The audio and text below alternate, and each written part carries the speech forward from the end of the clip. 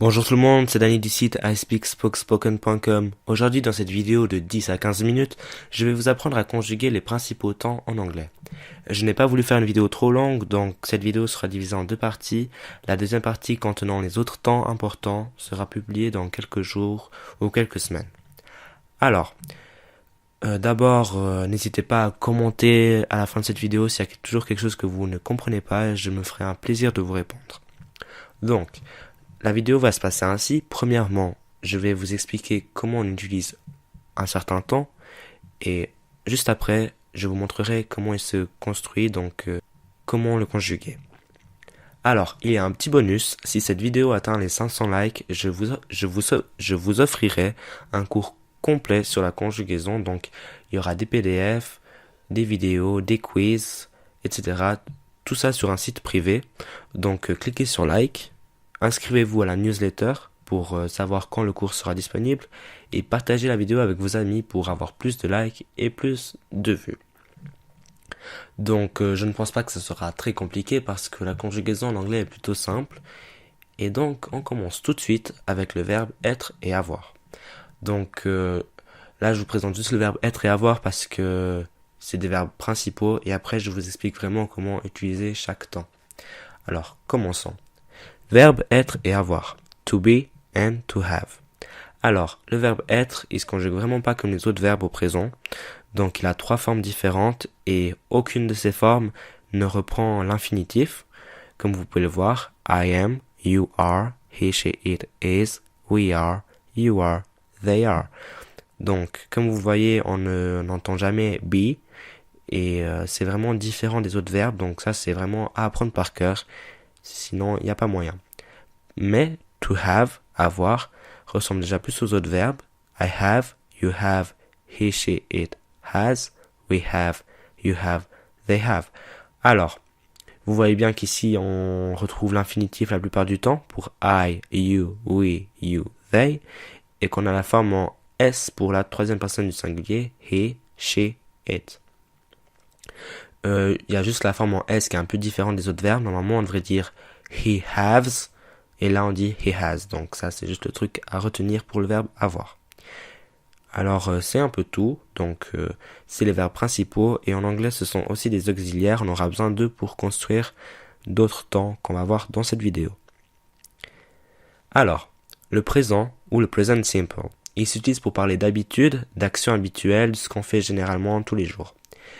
Parler de faits qui sont vrais, donc scientifiquement prouvés, etc. Et par exemple aussi pour dire ce que l'on aime, ce qu'on n'aime pas, ce qu'on apprécie, etc. Alors, I go to school every day. Alors, des exemples. I go to school every day. Je vais à l'école tous les jours, donc ça c'est une habitude. The earth goes around the sun. La terre tourne autour du soleil. Donc ça c'est scientifiquement vrai. I like to watch TV. J'aime regarder la télé, donc on dit son avis, ce que l'on aime faire. Alors, les verbes au present simple. Ici, je vais vous montrer les verbes to run and to watch. Courir et regarder. Alors, comme vous pouvez le voir pour le verbe to run, c'est très simple. I run, you run, he, she, it runs, we run, you run, they run. Donc, il y a la forme en S pour la troisième personne du singulier, sinon tous les autres, c'est l'infinitif. Par contre, le verbe to watch est un peu différent. I watch, you watch, he, she, it watches, we watch, you watch, they watch. Donc, vous pouvez le voir que c'est ES, tout simplement parce que c'est pour la prononciation, pour que ce soit plus simple à prononcer. C'est pas facile de dire he watches, donc on dit he watches. Donc, tous les verbes qui finissent en SS, X, SH, CH, on ajoute un ES à la fin. He catches, he fixes, it pushes, etc. On ajoute aussi ES au verbe qui se termine par une voyelle. He does, he goes.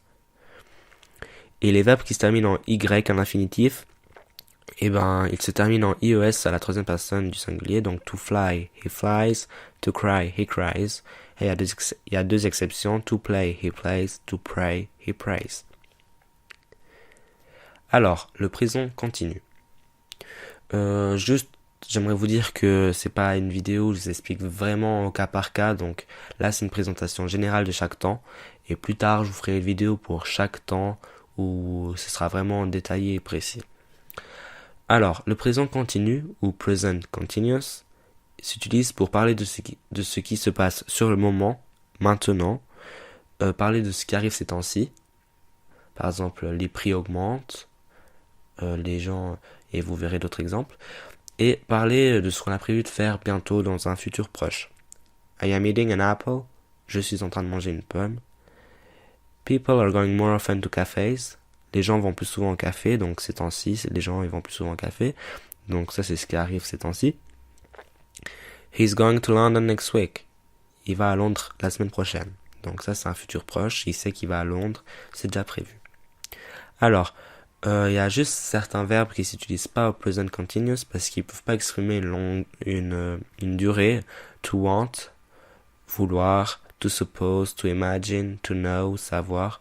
Donc ils peuvent pas être représentés sur une durée, sur une longueur. Alors, to speak, parler, to hit, frapper. C'est très simple.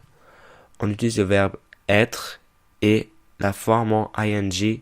Donc on ajoute ing, ing à la fin de l'infinitif. I am speaking, you are speaking, he, she, it is speaking, we are speaking, you are speaking, they are speaking. I am hitting, you are hitting, he, she, it is hitting, we are hitting, you are hitting, they are hitting. Donc, comme vous pouvez le voir pour le verbe to hit, il y a 2 T. C'est pour tous les verbes qui ont une syllabe et qui ont une voyelle juste avant la dernière consonne. La même chose pour to run, running. Et aussi pour les verbes qui ont 2 syllabes, mais dans lequel on accentue la dernière syllabe. To begin, beginning, to prefer, preferring. Et si le verbe se termine en L, on double aussi la consonne. To travel, traveling. Donc la forme c'est très simple, c'est le pronom, le verbe être et la forme en ing. Prétérit ou past simple. Il s'utilise pour parler d'actions terminées qui n'ont plus rien à voir avec le présent, donc c'est fini, et raconter une histoire, donc une narration. I filled up the car yesterday. He got out of school and met Nadia on his way. Alors, il a rempli la voiture hier, il est sorti de l'école et a rencontré Nadia sur son chemin. Donc, la voiture a été remplie hier, ça n'a plus d'incidence maintenant, c'est fini. Et une petite histoire, il est sorti de l'école, il a rencontré Nadia, etc., etc. Alors, pour former le past simple, on ajoute simplement ed à la fin du verbe, comme pour to play, I played, you played, he, she, it played, we played, you played, they played. Mais comme vous pouvez le voir avec to swim, il y a des verbes irréguliers, donc on est obligé de les apprendre par cœur. To swim, nager, I swam, you swam, he, she, it swam, we swam, you swam, they swam. Alors, comme vous pouvez le voir jusqu'à maintenant, même s'ils sont irréguliers, c'est qu'une forme pour tous les pronoms.